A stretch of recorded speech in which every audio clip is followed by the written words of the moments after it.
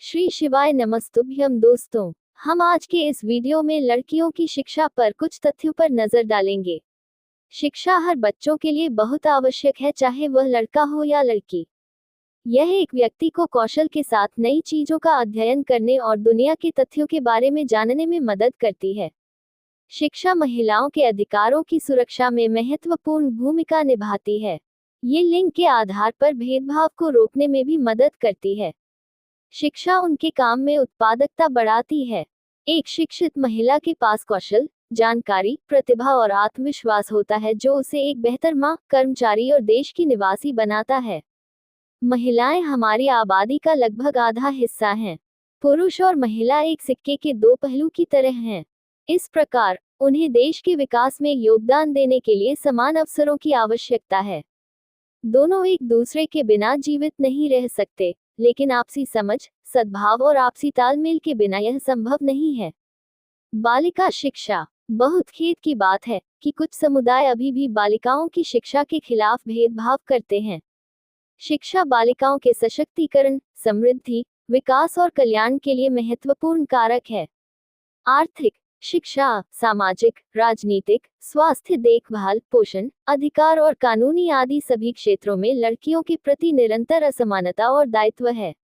भारत में लड़कियों की शिक्षा का उदय मुख्य रूप से राजा राम मोहन राय और ईश्वर चंद्र विद्यासागर द्वारा ब्रिटिश शासन के दौरान किया गया था। उन्होंने महिलाओं की शिक्षा पर ध्यान दिया।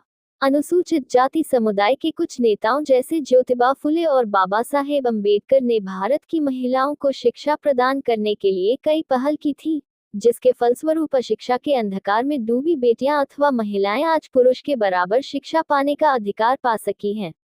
वहीं इसके परिणामस्वरूप 1947 के बाद से महिला साक्षरता दर में वृद्धि हुई है। समाज में महिलाओं की कम शिक्षा के लिए कई कारक जिम्मेदार हैं, जैसे गरीबी, दूरी, असुरक्षा, नकारात्मक व्यवहार, बाल विवाह, बाल श्रम, धार्मिक कारक आदि। गरीबी। विकासशील देशों में गरीबी एक बड़ी समस्या है। हालांकि शिक्षा मुफ्त है, लेकिन बच्चों को स्कूल भेजने का खर्च बहुत ज्यादा है। इसमें स्कूल यूनिफॉर्म, किताबें आदि शामिल हैं, जो गरीबी रेखा से नीचे रहने वाले परिवारों के लिए बहुत ज्यादा है। भले ही वे रोजाना का खाना न खरीद पाएं, लेकिन शिक्षा का खर्च बहुत दूर की बात है। यही वजह है कि माता पिता अपनी बेटियों को घर पर रखना पसंद करते थे। बाल विवाह। भारतीय समाज में बाल विवाह के मामले अभी न के बराबर हैं, लेकिन जो समुदाय समाज की मुख्य धारा से पृथक है, वहां ये प्रथा आज भी मौजूद है। एक लड़की की शादी जल्दी कर दी जाती है और अक्सर उसे बहुत कम उम्र में ही स्कूल से निकाल दिया जाता है। लोग आमतौर पर सोचते हैं कि लड़कियां सिर्फ घरेलू काम ही सीखती हैं। घर के कामों में उसका योगदान उसकी शिक्षा से ज्यादा मूल्यवान है। इस तरह वे सारा समय परिवार को देते हैं और खुद को शिक्षित करने के लिए समय नहीं निकाल पाते। लेकिन शिक्षित पत्नी नौकरी में हाथ बटाकर अपने पति का बोझ कम कर सकती है।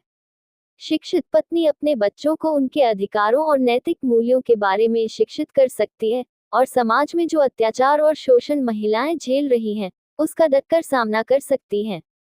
निष्कर्ष ये निकलता है कि बालिकाओं को शिक्षा दो, लेकिन अधिकार भी दो, ताकि वह रात हो या दिन हो बेझिझक कहीं आ जा सके और बिना डर के अपना कोई भी कार्य कर सके।